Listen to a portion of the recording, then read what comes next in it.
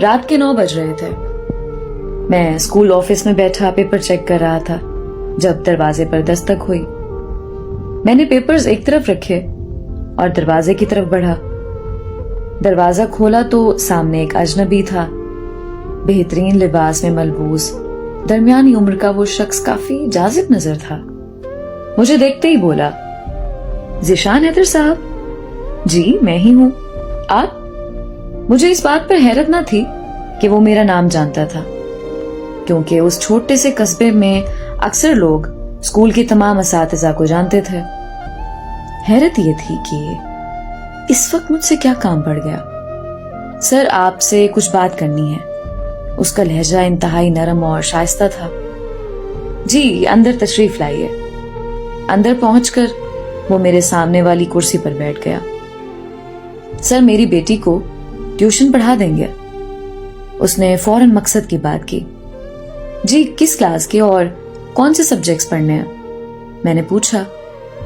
Second year bio اور chemistry. ان دنوں ہاتھ کچھ تنگ تھا, اس لیے یہ موقع غنیمت جانا اور فوراً حامی بھر لی. تاہم میں اپنے اصولوں پر کچھ کمپرومائز نہیں کر سکتا تھا. جی ہاں بالکل پڑھا دوں گا, لیکن میری کچھ شرائط ہیں. جی بولیے کون سی شرائط؟ اس نے اسی شائستہ لہجے میں پوچھا. میں کسی خاص وقت کے لیے پابند نہیں ہوں گا. پہلے 3 دن ڈیمو کے ہوں گے. اگر آپ کی بیٹی مطمئن ہو جاتی ہیں تو فیس کی بات بعد میں کریں گے. چلیں جیسے آپ کو مناسب لگے. کل پھر میں اسی وقت آپ کو لینے آؤں گا. یہ کہہ کر وہ اٹھ کھڑا ہوا. میں دروازے تک اس کے ساتھ گیا. دروازہ پار کرتے ہی اس نے مڑ کر دیکھا اور گویا ہوا. اور اس وقت تکلیف دینے پر معذرت. دراصل میں دن بھر اپنے کاروبار میں مصروف ہوتا ہوں, اس لیے آپ کو وقت بھی 9 بجے کے بعد کا دینا ہوگا. کوئی مسئلہ نہیں جناب. میں مسکرایا.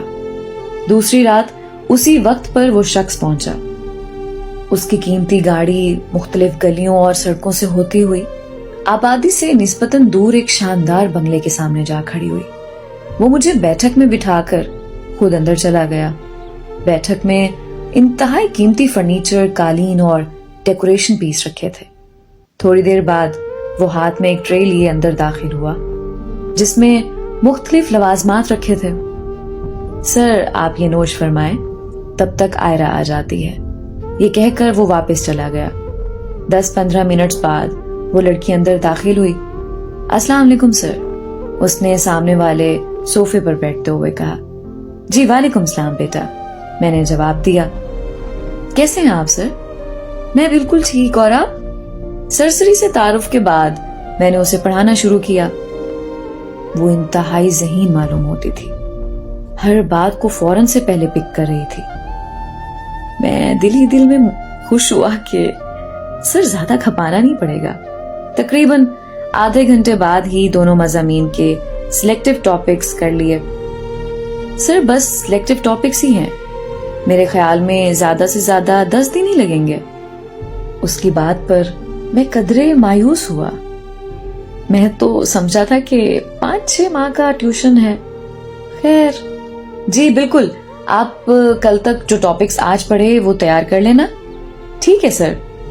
دوسری رات اس نے وہ تمام ٹاپکس اچھی طرح تیار کیے ہوئے تھے. میں حیران تھا کہ اس قدر ذہین اسٹوڈنٹ کو ٹیوشن کی ضرورت کیسے پڑ گئی.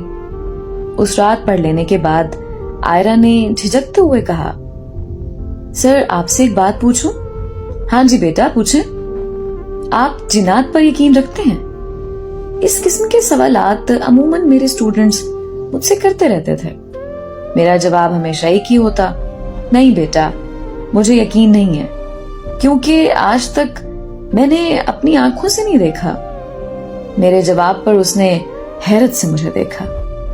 آپ کچھ زیادہ ہی سائنٹیفکلی سوچتے ہیں سر. بیٹا سائنس پڑھتے اور پڑھاتے وقت جب تک آپ سائنٹیفکلی نہیں سوچیں گے تب تک ابہام کا شکار رہو گے, کانسیپٹس کلیئر نہیں کر پاؤ گے. میں نے نرمی سے جواب دیا. لیکن سر دنیا میں ہزاروں پراسرار واقعات رونما ہوتے ہیں, ان کے متعلق آپ کیا توجیہ پیش کریں گے؟